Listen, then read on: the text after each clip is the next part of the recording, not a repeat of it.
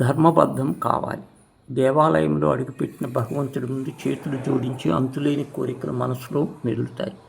ఆలయంలో ఉన్న మనసుల ప్రాపంచిక విషయాల చుట్టూ తిరుగుతుంటే భగవంతుడు మన కోరికలను మన్నిస్తాడనుకోవటం అజ్ఞానమే. నిత్యము జ్ఞాన స్మరణలతో భగవంతుడిని శరణవేడే భక్తులే ఆయన కృపకు పాత్రులవుతారు. భగవత్ కృప అంత సులువుగా దక్కేది కాదు. హృదయం నుంచి అహంకారాన్ని తొలగించుకోవాలి. ప్రేమ, భక్తి, వివేకము, వైరాగ్యము ఇవి భగవంతుడు ఆశించేవి. మంచివారు తన మనసులో ముప్పాతిక భాగాన్ని భగవంతుడికి అర్పిస్తారు. తక్కిన 4వ వంతు మాత్రం వైవాహిక విషయాలకు కేటాయిస్తారు అని బోధించాడు రామకృష్ణ పరమహంస. ఈశ్వరుడు పరిపూర్ణుడు కాబట్టి ఆయనకు ప్రయోజనాలంటూ ఏమీ ఉండవు. అయినప్పటికీ కర్మలన్నీ ఈశ్వరార్పణ బుద్ధితో చేయటమే ధర్మం. మనం చేసిన కర్మం ఫలితాలు మనకు తిరిగి వస్తాయి. ఈశ్వరుడు పరమ కారుణ్యమూర్తి, భక్తికి బంధువు. ఫలితాలను అనుగ్రహించేటప్పుడు భక్తినే ప్రధానంగా మెచ్చుకుంటాడు అని భాగవతం బోధిస్తోంది. శ్రీ మహావిష్ణువు నృసింహుడని అవతరించి హిరణ్యకశిపుడని సంహరించాడు. ఆ సమయంలో ప్రహ్లాద స్వామిని స్తుతించాడు. ప్రహ్లాదుడు స్తోత్రానికి సంతసించి శ్రీహరి ఏదైనా కోరుకో అని అనుగ్రహిస్తాను అంటాడు. కోరిక భక్తికి అడ్డమని తలపోసిన ప్రహ్లాదుడు కోరికలను వృద్ధి పొందని వరాన్నిమ్మని అభ్యర్థిస్తాడు. బ్రహ్మాది దేవతలు ప్రత్యక్షమైనప్పుడు రంతీదేవుడు వారిని ఎలాంటి కోరికలు కోరలేదు.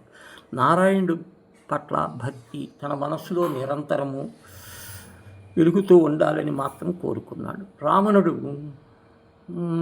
విభీషణుడు 10,000 సంవత్సరాలు ఘోరమైన తపస్సు చేసి బ్రహ్మదేవుడిని మెప్పించి వరాలు పొందుతాడు.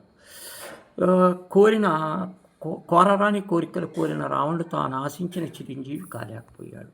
సర్వకాల సర్వావ్యవస్థలో తన బుద్ధిని ధర్మ మార్గాన్ని వీడకుండా ఉండేలా వరమిమ్మని విభీషణుడు శ్రీరాముని అనుగ్రహించి పాత్రుడయ్యాడు. చిరంజీవి కాగలిగాడు.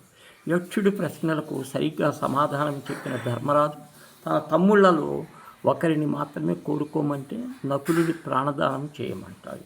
మహాబలవంతుడైన భీమార్జునులను కాకుండా నకులుని ఎందుకు కోరుకున్నామని యక్షుడు ప్రశ్నిస్తాడు. ధర్మాన్ని నాశనం చేస్తే ఆ నష్టమైన ధర్మం కర్తను కూడా నాశనం చేస్తుంది. అందుకే ధర్మాన్ని విడిచిపెట్టకూడదు అంటూ తన తండ్రి కుంతి, మాద్రి అని 2 భార్యలని కుంతి కుమారుడైన తాను అని 2 భార్యలని కుంతి కుమారుడైన తాను జీవించి ఉన్నాడు. కాబట్టి మాతృపుత్రుడు నకులుడు జీవించడమే పరమధర్మమని యుధిష్ఠిరుడు జవాబిస్తాడు. అతని సమదృష్టికి సంతోషించిన యక్షుడు 4 తమ్ముళ్లను బ్రతికిస్తాడు. భగవంతుడు సమక్షంలో నిలబడినప్పుడు మన కోరికలు ధర్మబద్ధంగా ఉండాలి.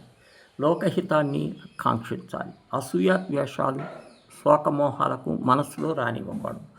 అహంకారానికి వదిలి మనసు నిండా భక్తి నింపుతో దైవాన్ని ప్రార్థించేటప్పుడు భగవంతుడికి అనుగ్రహం తప్పక లభిస్తుందని పురాణాలు ప్రబోధిస్తున్నాయి.